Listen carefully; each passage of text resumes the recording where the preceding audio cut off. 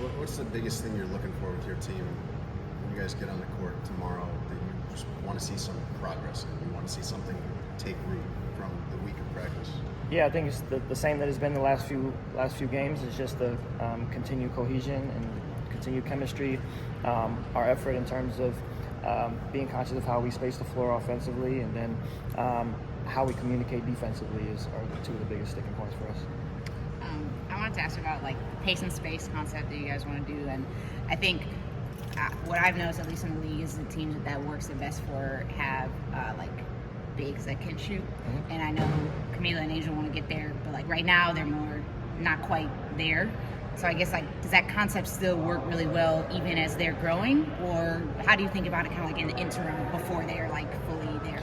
Yeah, I think it does as a theme, but I think that it's a combination of that and what we want our post play to look like as well. So I think that when people think of pace and space, it's just to get a ton of shots up, and for us it means keeping the floor balanced so that we have opportunities to score both inside and out, and areas where we can utilize our post players as facilitators just as much as scorers. And so that's kind of how we utilize it. It's different for everyone, but that's just kind of how we go about it. What's been your impression of Ari McDonald so far, just the newest acquisition for the Fever? It's not surprising to me. She's someone who she was extremely effective with LA last year. She had a great career with Atlanta, and so she's someone who's been able to do damage in this league for a few years. And so I don't think it caught anyone off surprise, to those who are already familiar with her game. And Coach, we've been talking a lot about taking care of the ball. Turnovers went up a bit last game, but you stated that it wasn't any selfish plays. They were trying to make the right plays.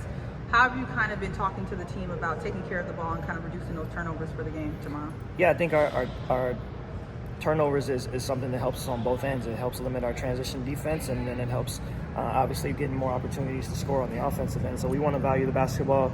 It's got to be a conscious mindset that we have, but again, it's also like we still want to be cognizant of making the plays for our teammates as well. So it's finding the balance there, and it's really eliminating those live ball turnovers that allow opposing teams to get out in transition against us. What you guys have Cardoso doing today? Everything. She was full participant today. Okay, so no question mark.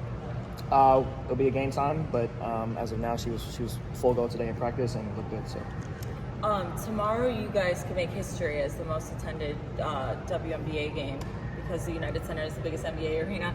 Just curious what you think the significance of that, specifically when it's this matchup between the Fever and the Sky.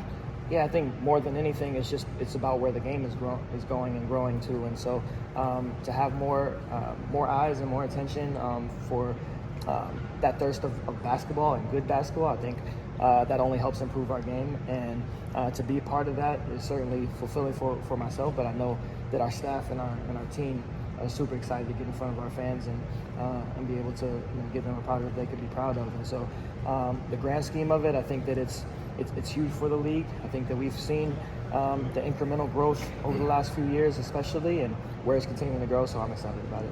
Why do you think this game was the one that could do it? I mean, we all could assume why this was the game that could make a record, or break the record, but why this game at the United Center, in your opinion? I mean, I would say why not? I think it's two teams on the verge of continuing to grow with young cores, and I think that it's a great basketball city in Chicago. It's a great arena to be in. It's a historic arena, and it's a great. We get great support from both sides. Indiana has a ton of fan support. Chicago has a ton of fan support. So I think it's a great opportunity for us to get together and meet up.